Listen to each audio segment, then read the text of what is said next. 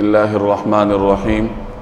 حضرت ابو ذر رضی اللہ تعالی عنہ سے روایت ہے کہ نبی کریم صلی اللہ علیہ وسلم نے ارشاد فرمایا، جس کا مفہوم یہ ہے کہ اے ابو ذر، اس وقت تم کیا کرو گے جب تم پر ایسے امراء اور حکام مسلط ہوں گے جو نماز کو ضائع کر دیں گے، فوت کر دیں گے، اور یا نماز کو اپنے وقت سے تاخیر کر کے ادا کریں گے۔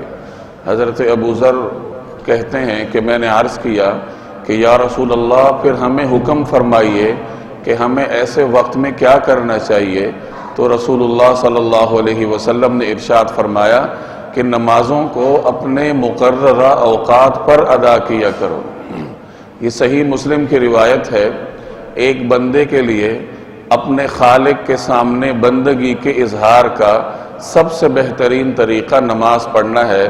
اس لیے رسول اللہ صلی اللہ علیہ وسلم نے اپنے بہت سارے ارشادات میں نماز کی اہمیت کو بیان فرمایا۔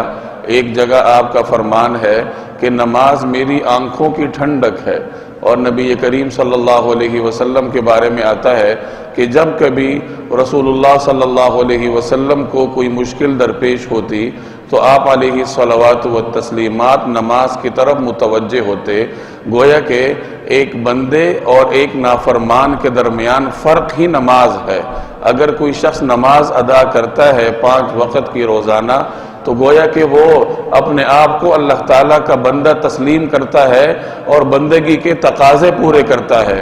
اور اگر کوئی شخص نماز ادا نہیں کرتا تو چاہے وہ اپنے منہ سے انکار نہ کرے، لیکن وہ اپنے عمل سے انکار کرتا ہے بندگی کا۔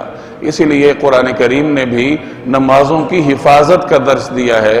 قرآن کی ایک آیت ہے، حافظوا علی الصلوات والصلاة الوسطی وقوموا للہ قانتین، کہ نمازوں کی حفاظت کرو، بالخصوص جو درمیان کی نماز ہے اس کی حفاظت کرو، اور بندگی کے ساتھ اور اللہ تبارک و تعالیٰ کے سامنے عاجزی کے ساتھ کھڑے رہو۔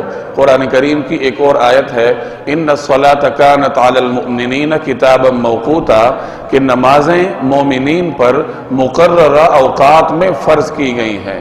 تو نماز کی حفاظت بھی کرنی چاہیے اور اس کو اپنے وقت میں پڑھنا چاہیے۔ ہمارے ہاں بالعموم اور نوجوانوں میں بالخصوص جو عادت ہے کہ نماز کو وقت پہ نہیں پڑھا جاتا، اور انتظار کرتے ہیں کہ اب پڑھ لیتا ہوں، اور اس طریقے سے ہوتے ہوتے نماز کو فوت کر بیٹھتے ہیں۔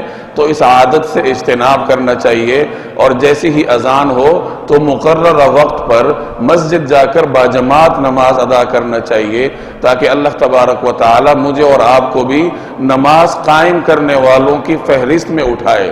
اللہ جل جلالہ مجھے اور آپ کو عمل کرنے کی توفیق عطا فرمائے۔